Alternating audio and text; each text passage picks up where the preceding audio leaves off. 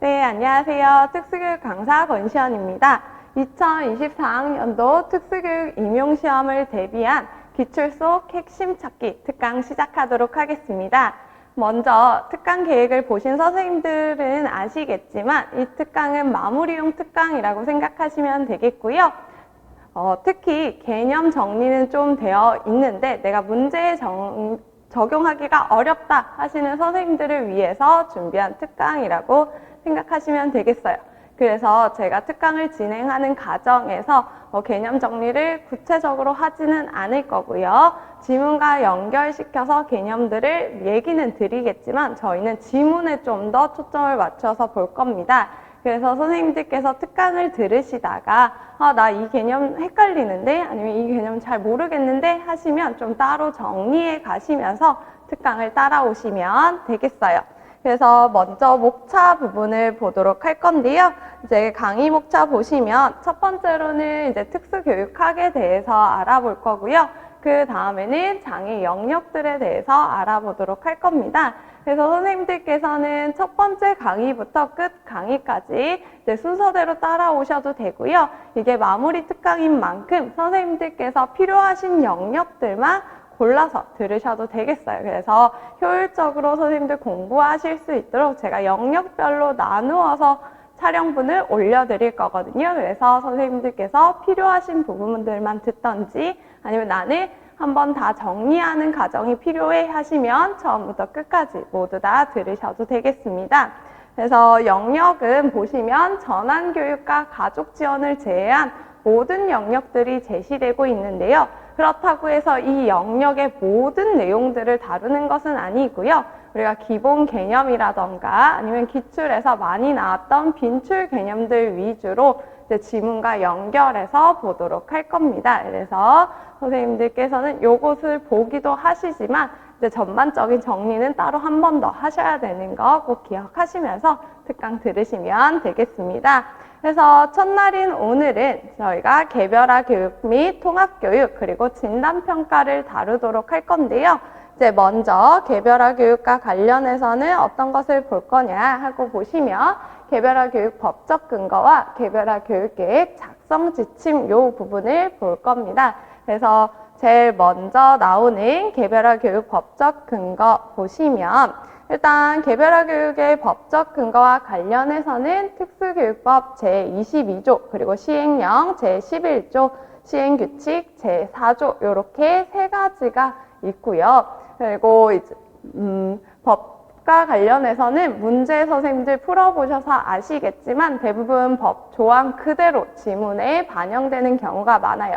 그래서 법과 관련된 문제는 선생님들께서 특수교육법을 잘 암기만 하고 계시다면 지문에 적용하는 것이 그렇게 어렵지는 않으세요. 그래서 선생님들 암기 꼭 하고 계셔야 되고요.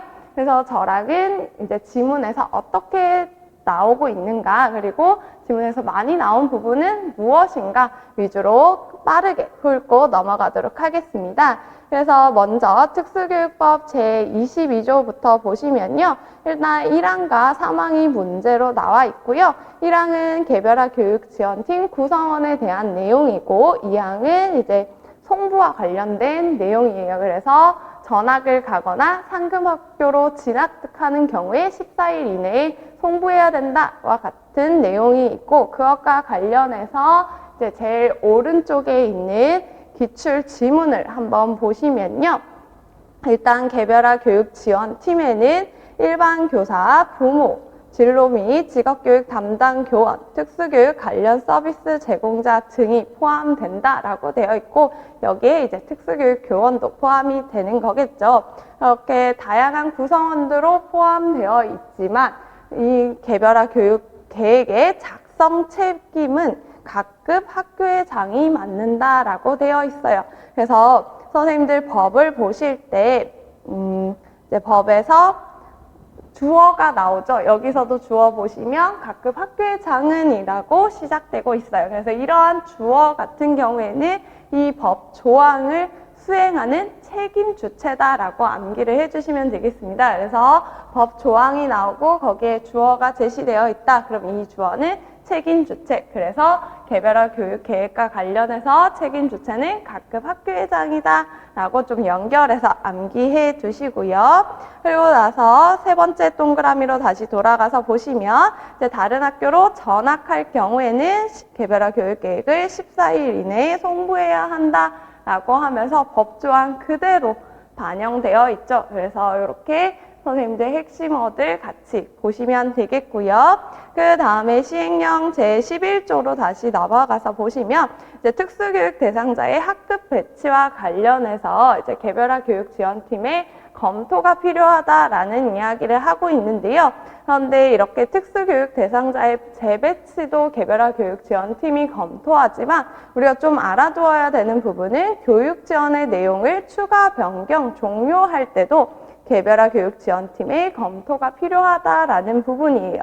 그래서 교육 지원이라고 얘기를 하면 선생님들 바로 떠오르시는 게 이제 특수교육일 텐데 특수교육뿐만 아니라 특수교육 관련 서비스도 교육 지원에 들어간다라는 거 꼭 같이 기억을 해두시고요. 그 얘기를 하는 이유가 이제 기출문제 지문들 보시면 대부분 특수교육 내용을 추가한다기보다는 특수교육 관련 서비스의 내용을 추가하거나 아니면 변경 이러한 내용들이 나와요. 그래서 첫 번째 동그라미에서 보시면 학습 보조기와 같은이라고 되어 있죠. 그래서 학습 보조기는 우리가 특수교육 관련 서비스라고 암기를 했었어요. 그래서 특수교육 관련 서비스 내용을 추가하기 위해서도 이제 개별화 교육 지원팀의 검토가 필요하다라는 내용이 나와 있고요. 그래서 여기는 친절하게 교육 지원 내용을 추가하기 위해서라고 되어 있지만 그렇게 나오지 않고 그냥 학습 보조기와 같은 내용을 추가하기 위해서 아니면 학습 보조기와 같은 특수교육 관련 서비스 내용을 추가하기 위해서 이렇게 나오더라도 개별화 교육 지원팀의 검토가 필요하구나 라는 거 꼭 같이 연결해서 기억해 두시고요.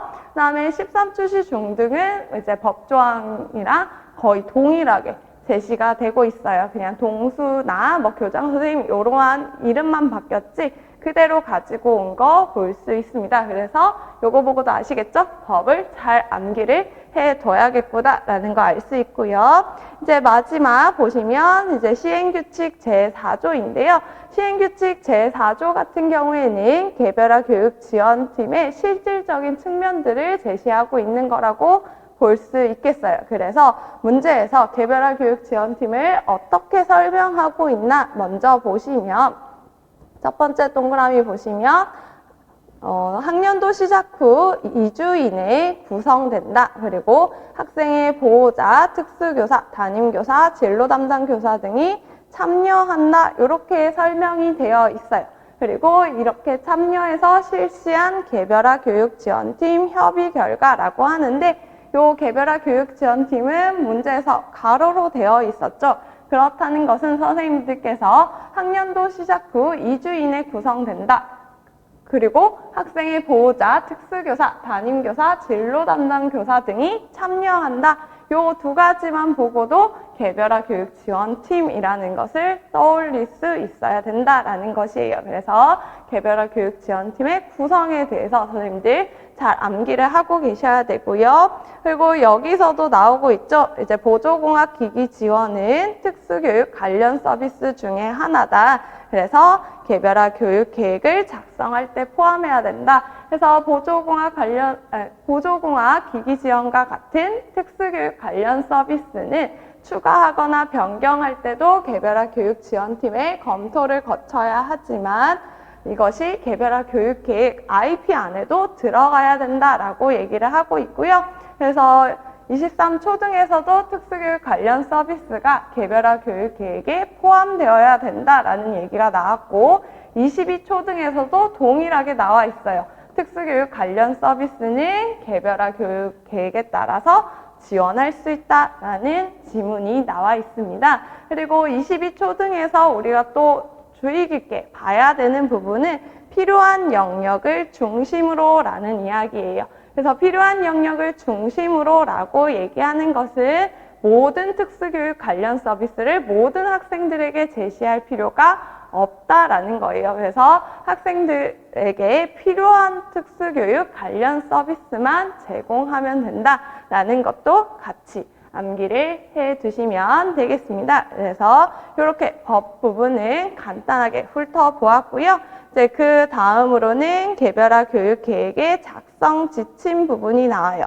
그래서 개별화 교육 계획의 작성 지침과 관련해서는 이제 개별화 교육 계획 수립을 위해서 어떠한 절차를 거쳐야 되는지, 어떤 방법으로 해야 되는지 이러한 부분이 문제로 많이 나오고요. 그리고 목표를 작성할 때 어떤 것들을 유의해야 되는지도 문제에 많이 나옵니다. 그래서 그 부분들에 대해서만 우리가 확인을 해볼 건데요. 일단 개별화 교육 계획을 작성하기 위해서는 이제 지문을 근거에서 보시면 진단 및 평가 결과에 일단 근거해야 합니다. 그래서 진단 및 평가를 통해서 우리가 개별화 교육 계획을 수립해야 되는데 이러한 진단 평가 같은 경우에는 수렴적 진단을 해야 돼요. 수렴적 진단이 무엇이었죠?